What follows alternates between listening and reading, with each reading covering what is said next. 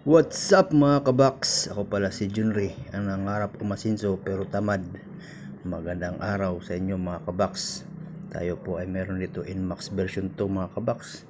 Nakita nyo naman yung itsura mga kabaks. Ito ay ating bunal-bunalin, ating tigu-tiguhin kung ano sira nito mga kabaks. Tayo ay mag-overhaul. Nakikita nyo naman mga kabaks, no? Shout out pala sa mga kasama natin dito. Yan mga kabaks, nakita nyo naman yung cylinder head na maitom-itom na mga kabaks. Pag mga ganyan yung problema mga kabaks, alams na. Nakikita mo na yung sign yan, no? Nakita mo yung dinudukot ko mga kabaks. Yan yung sign ng pera mga kabaks. Kwarta, way pagal. Yan po mga kabaks, bali humalo po yung coolant dun sa engine oil mga kabaks. Pag mga ganyan yung sira nyan, is either gasket ng cylinder head at between ng bore mga kabaks, at yung water seal po dun sa water pump po mga kabaks. Yan po mga kabaks, yan ay binuka-buka natin mga kabaks. Practice lang po ito mga kabaks, hindi naman tayo magaling, marunong lang mga kabaks. Yan po, pinabalik-balik ko yung mga bolt kasi para hindi ko makalimutan mga kabaks. Hindi ko kasi alam kung paano ibalik yan mga kabaks. Wow legs, hindi po tayo nakapagsuot ng bulletproof dito mga kabaks kasi paupo-upo lang muna tayo dahil hindi po pwede mabinat. Bawal muna gamitan ng 100% lakas kasi sayang ang tahi. Yan po mga box, tatanggalin natin yung throttle body po.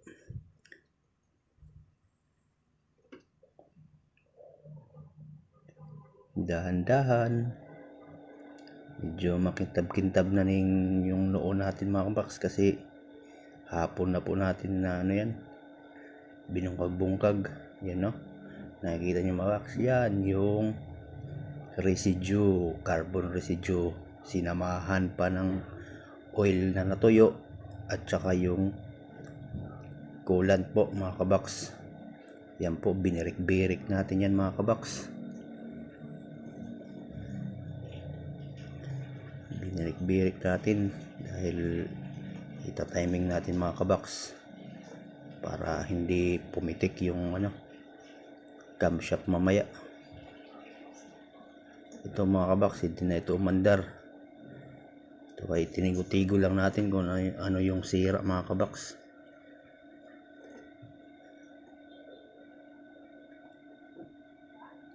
Tinanggal natin yung spark plug dyan mga kabaks. Dinahan-dahan lang natin mga kabaks ay baka maputol kasi matigas na rin mga kabaks. Ginamitan lang natin yan ng left-handed.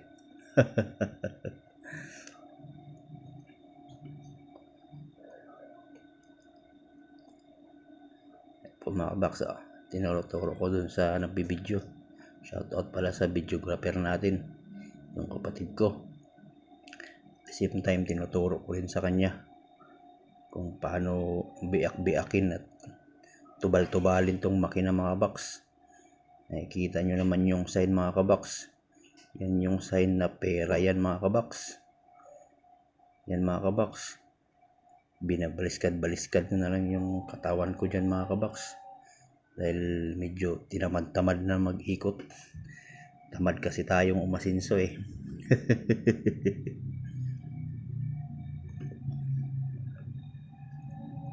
Yan po mga kabaks, sinilip-silip natin, hindi madalas sa silip-silip mga kabaks kaya lumipat na rin tayo. Ganon din lang pala yung nangyayari, lipat-lipat din. Shout out pala dun sa likod ko, yung binuskag-buskag yung Honda Click dahil nagpalit ng monoshock yung Honda Click. Nagpa-stance po yung Honda Click mga kabox. Mga nagpipiim pala sa akin na magpa-upgrade ng makina nila, pasensya na kayo kung hindi ko kayo maasikaso kasi wala kasi akong ano dun sa mga upgrade na yan, ng mga palakasan ng motor. May alam tayo pero hindi po ako masyadong naggagawa niyan. Stock pa rin po yung pinaggagawa ko dito, kumbaga standard lang po. Meron naman tayo ditong ginawa na ano, pero depende lang mga kabox sa unit. Yan po mga kabox, tanggal natin yung ano, timing gear, tsaka yung decompression mga kabox. Nirelease natin yung tensioner dyan mga kabox para hindi pumitik. Hindi pala iyan na timing yun, inikot-ikot natin ng power for long nose na yan mga kabox para pumitik-pitik yung ano, camshaft. Kasi hindi na maklaro mga kabox yung ano, sobrang itim, matigas na tanggalin. Yan, tatanggalin natin yung dalawang allen bolt dito mga kabox.